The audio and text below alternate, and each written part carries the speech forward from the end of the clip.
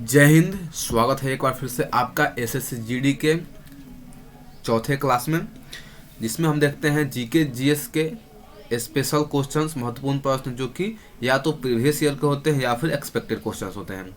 तो चलिए हम सेशन को स्टार्ट करते हैं बिना किसी देरी के और देखते हैं सबसे पहला क्वेश्चन। कोशिश कीजिएगा आप सभी क्वेश्चंस को नोट कीजिएगा कि आप कितना क्वेश्चन सही कर पा रहे हैं। टोटल आपको 25 क्वेश्चन देखने को मिलेंगे इस सेशन में। सबसे पहला क्वेश्चन हमारा, इमैनुअल मैक्रोन किस देश के राष्ट्रपति हैं? इमैनुअल मैक्रोन जो है ये किसी देश के राष्ट्रपति हैं। ऑप्शन है A Serbia, B Germany, C France और डी पोलैंड। सही हमारा आंसर हो जाएगा सी, यानी कि इमैनुअल मैक्रोन जो है ये कहाँ के राष्ट्रपति हैं? तो फ्रांस के ये राष्ट्रपति हैं। नेक्स्ट देखते हैं दूसरा, मधुमक्खी पालन किस शाखा से संबंधित है, यानी मधुमक्खी पालन को क्या कहते हैं? पहला ऑप्शन है ए एपीकल्चर, दो हिस्टोलॉजी, फाइकोलॉजी और डी डेंड्रोलॉजी। हमारा सही आंसर हो जाएगा ए एपीकल्चर। एपीकल्चर को ही मधुमक्खी पालन से संबंधित है एपीकल्चर। ठीक, अगर बात की जाए हिस्टोलॉजी की, तो हिस्टोलॉजी को हम कहते हैं स्टडी ऑफ टिश्यू। टिश्यू यानी कि हिंदी में कहेंगे तो ऊतक, ऊतकों का अध्ययन क्या कहलाता है? हिस्टोलॉजी कहलाता है। ठीक, नेक्स्ट है फाइकोलॉजी, तो इसको कहेंगे स्टडी ऑफ एल्गी। एल्गी यानी कि कवक का अध्ययन। नेक्स्ट है डेंड्रोलॉजी, तो इसको कहेंगे स्टडी ऑफ या तो सर्ब्स कहिए या प्लांट्स कह सकते हैं। ठीक, यानी कि पौधों का अध्ययन क्या कहलाता है? डेंड्रोलॉजी कहलाता है। तो चलिए अब तीसरे प्रश्न की तरफ चलते हैं। जून 2022 में जीएसटी काउंसिल की 47वीं बैठक कहाँ हुई? ठीक, ऑप्शन हमारा ए कोची, बी चंडीगढ़, सी जयपुर और डी शिमला। सही आंसर हो जाएगा हमारा बी, चंडीगढ़ में जीएसटी काउंसिल की 47वीं बैठक की गई। ठीक, तो हमारा आंसर हो जाएगा बी चंडीगढ़। नेक्स्ट क्वेश्चन की तरफ चलेंगे हम। चौथा प्रश्न, हाल ही में महाराष्ट्र के औरंगाबाद जिले का नाम बदलकर क्या रखा गया है? हाल ही में जो है औरंगाबाद जिला जो कहाँ है? महाराष्ट्र में है, उसका नाम बदल दिया गया है। और क्या किया गया है? तो ऑप्शन है हमारा ए शिवाजी नगर, बी संभाजी नगर, सी मोहन नगर या डी कमल नगर। हमारा सही उत्तर हो जाएगा बी संभाजी नगर। औरंगाबाद का नाम बदलकर संभाजी नगर कर दिया गया है। नेक्स्ट देखते हैं पांचवा प्रश्न, इजराइल के 14वां प्रधानमंत्री कौन है? ठीक, ऑप्शन है ए Benjamin Netanyahu, B Naftali Bennett, सी ए लैपिड और डी इसाक हर्जोग। तो हमारा सही आंसर हो जाएगा एयर लैपिड। एयर लैपिड जो है ये इजराइल के 14वें प्रधानमंत्री हैं। और इससे पहले कौन थे? तो नेफ्टाली बेनेट थे इससे पहले। देखिए नेफ्टाली बेनेट और ये लैपिड दोनों ने मिलकर सरकार बनाया है, तो शुरुआत के जो 2-2.5 साल थे वो नेफ्टाली बेनेट रहे और अंत के 2-2.5 साल रहेंगे एयर लैपिड रहेंगे।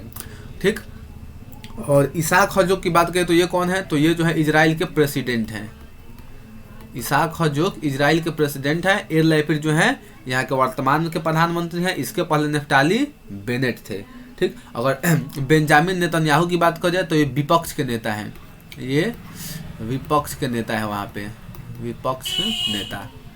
ठीक, तो हमें इसका आंसर हो जाएगा एयर लैपिड। नेक्स्ट क्वेश्चन की तरफ चलते हैं।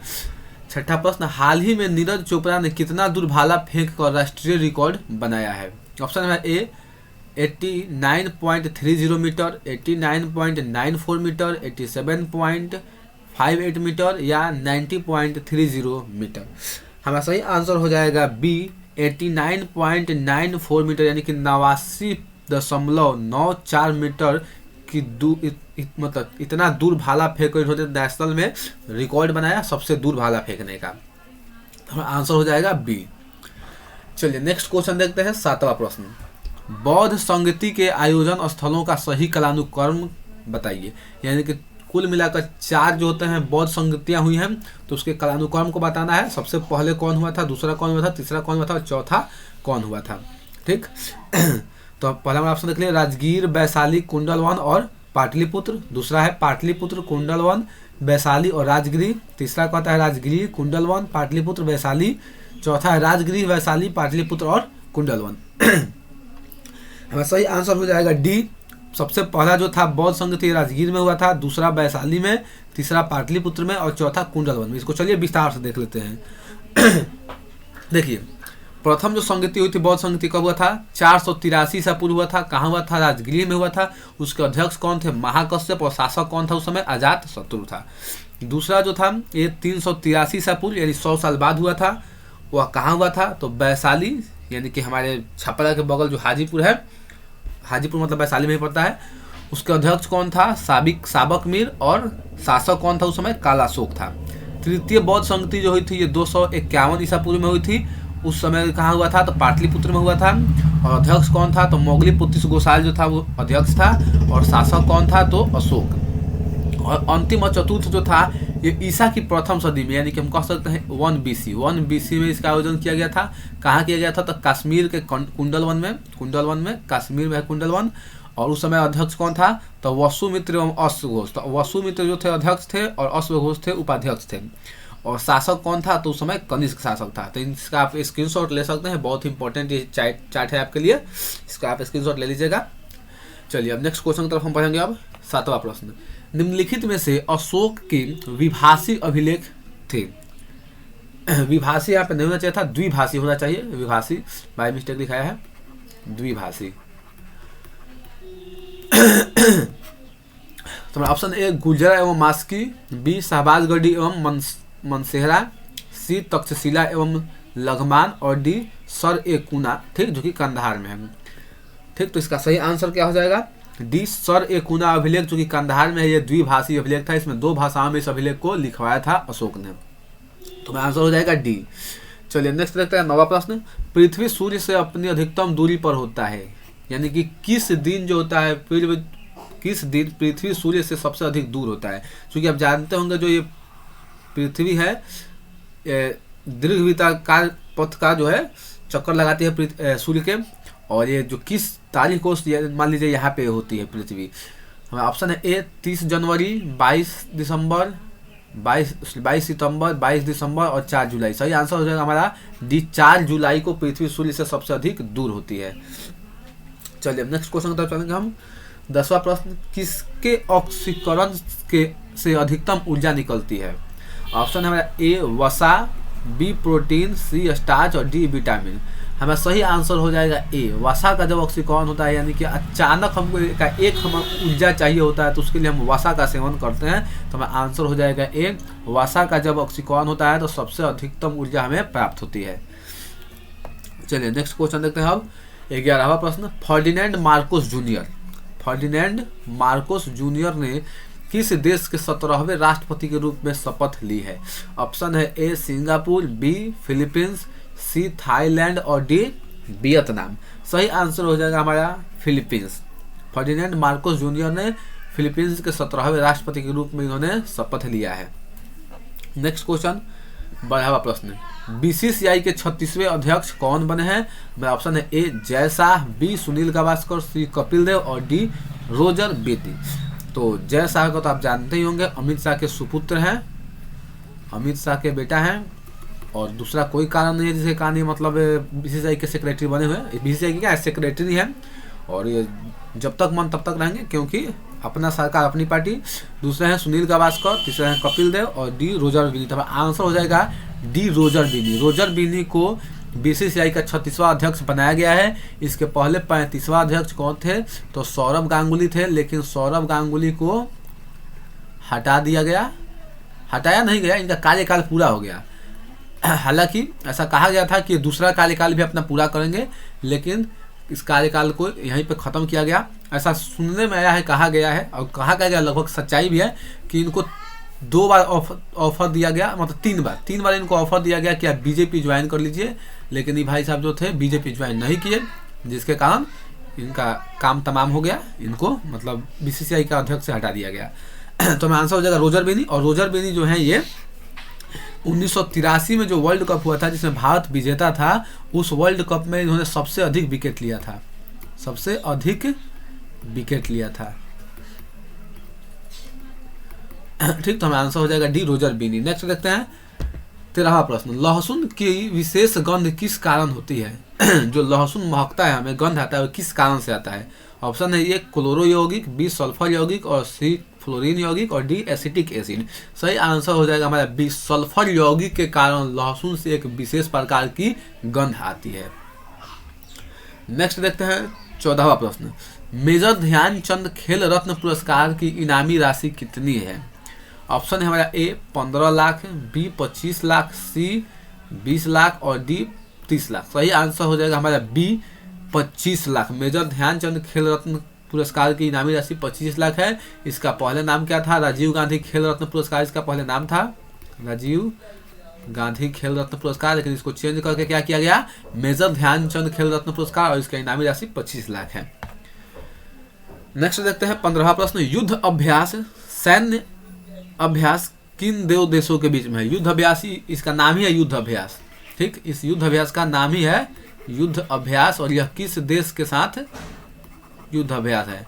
ऑप्शन है भारत रूस, बी भारत बांग्लादेश, सी भारत अमेरिका, और डी भारत फ्रांस। सही आंसर हो जाएगा हमारा सी, भारत और अमेरिका के बीच होने वाला ये युद्ध अभ्यास है, जिसका नाम ही क्या है? युद्ध अभ्यास। नेक्स्ट 16वां प्रश्न, तिरंगे को राष्ट्रध्वज के रूप में कब स्वीकार किया गया था? ऑप्शन है हमारा ये लाहौर का कांग्रेस अधिवेशन, बेलगाम अधिवेशन, या इलाहाबाद अधिवेशन, या हरिपुरा अधिवेशन। सही आंसर हो जाएगा हमारा ए, लाहौर अधिवेशन में तिरंगे झंडे को मतलब कि राष्ट्रध्वज के रूप में स्वीकार किया गया। ठीक, तो हमारा आंसर हो जाएगा ए। चलिए नेक्स्ट क्वेश्चन देखते हैं। 323 बीसी में सिकंदर महान की मृत्यु कहाँ हुई थी? ऑप्शन हमारा ए फारस में, बी बेबीलोन में, सी मेसोडोनिया में, और डी तक्षशिला में। सही आंसर हो जाएगा हमारा बी, बेबीलोन में जो था सिकंदर की मृत्यु हुई, और वहीं पे उसका मकबरा भी स्थित है।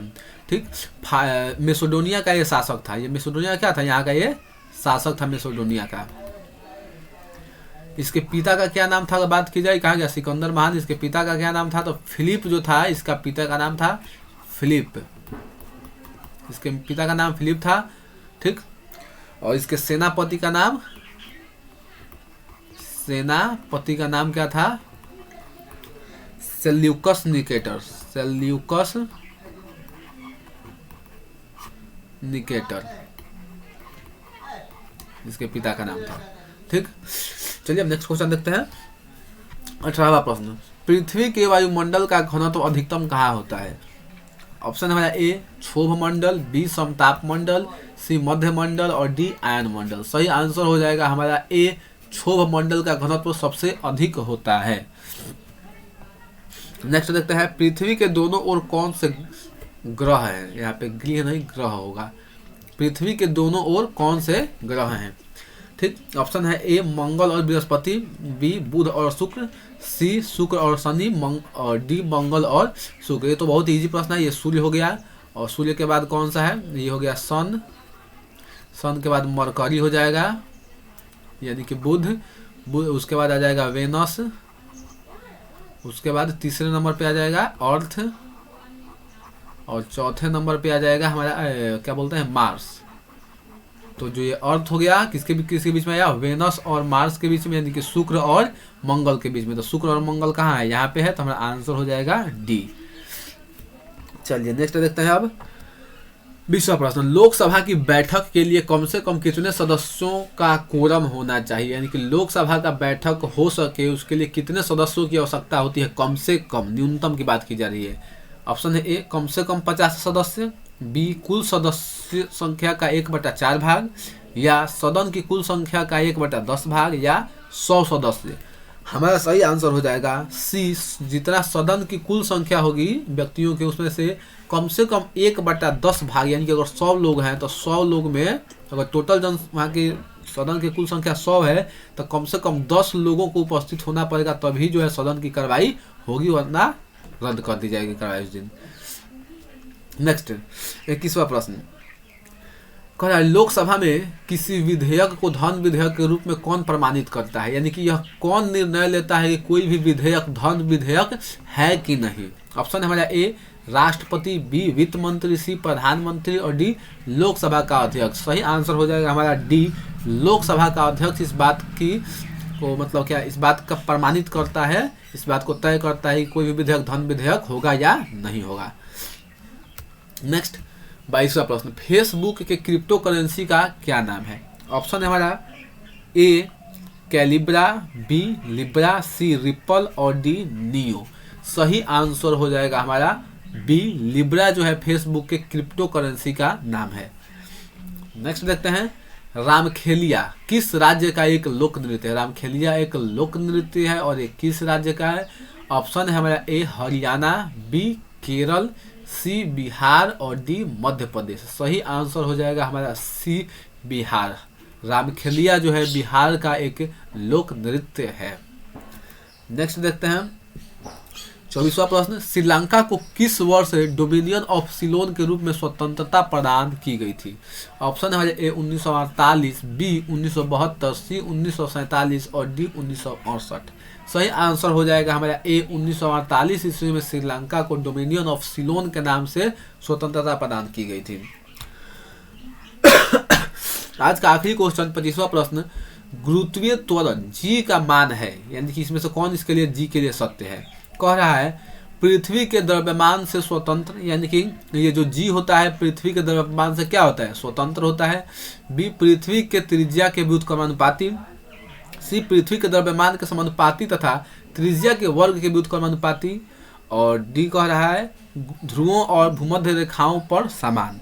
देखिए तो पृथ्वी के द्रव्यमान से स्वतंत्र नहीं होता है, यानी कि पहला ऑप्शन नहीं होगा। अगर किसी ग्रह का द्रव्यमान अधिक होगा तो उसका जी भी अधिक होगा, यानी उससे स्वतंत्र नहीं है। जैसे मान लीजिए जो पृथ्वी का द्रव्यमान है उससे ज़्यादा जो है बृहस्पति का द्रव्यमान है, तो इसलिए बृहस्पति पर, यानी कि हम जुपिटर पर बात करें तो जुपिटर का जी जो होगा अर्थ के जी से ज़्यादा होगा, अर्थ का जी जो होगा वो मून के जी से बड़ा होगा, क्योंकि इसका द्रव्यमान अधिक है। तो ये द्रव्यमान से स्वतंत्र नहीं है। दूसरा का है पृथ्वी के त्रिज्या के व्युत्क्रमानुपाती, ये भी गलत है।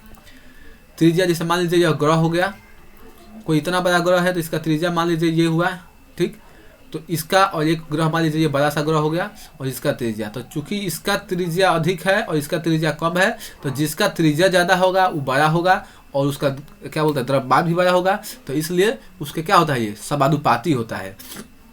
क्या होता है? तो ये जी जो होता है यह उसके त्रिज्या के, एक मिनट सॉरी गलती बोला गया, यहाँ पे क्या बोलते हैं जी का मान त्रिज्या बढ़ेगा, यानी कि जितना ये त्रिज्या बड़ा होगा जी का मान उतना ही, पृथ्वी पर बात की जा रही है, पृथ्वी की बात की गई है, तो जी का मान अगर आर का मान अगर बढ़ेगा तो क्या होगा? आर का मान अगर बढ़ेगा तो वह जी का मान कम होगा, आर का मान अगर बढ़ेगा तो जी का मान कम होगा, तो इसलिए जी जो होता है आर के वर्ग के व्युत्क्रमानुपाती होता है, जी आर के वर्ग के व्युत्क्रमानुपाती होता है। तो ये भी हमारा ऑप्शन गलत है। और तीसरा ऑप्शन देखते हैं, और चौथा ऑप्शन ध्रुव और भूमध्य रेखा पर समान होता है, ये भी गलत है, क्योंकि जी का मान जो होता है ध्रुव पर, जी का मान ध्रुव पर क्या होता है? ध्रुव पर अधिक होता है और विषुवत रेखा पर जी का मान कम होता है, ठीक, तो ये भी गलत है। और तीसरा ऑप्शन सही होगा, क्यों? क्योंकि कहा पृथ्वी के द्रव्यमान के समानुपाती, तो देखिए यहाँ पे हो ही गया पृथ्वी के द्रव्यमान के समानुपाती, जितना द्रव्यमान बढ़ेगा उतना ही जी का मान बढ़ेगा, और त्रिज्या के वर्ग के व्युत्क्रमानुपाती, यानी जितना ही त्रिज्या बढ़ाइएगा उसके वर्ग के व्युत्क्रमानुपाती हो जाएगा।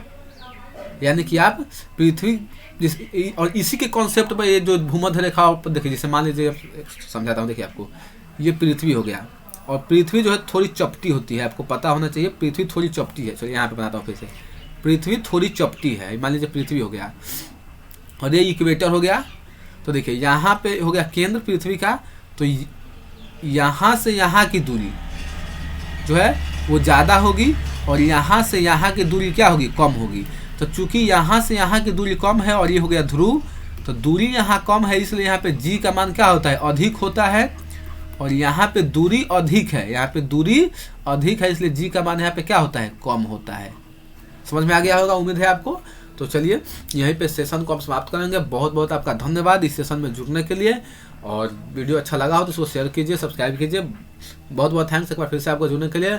और जो भी लोग वीडियो देख रहे हैं, आप टेलीग्राम पे क्यूज होता है शाम को 6:30 बजे डेली क्यूज होता है, आप जरूर उसमें जुड़ें, ठीक। तो चलिए यहीं पर सेशन को समाप्त करेंगे।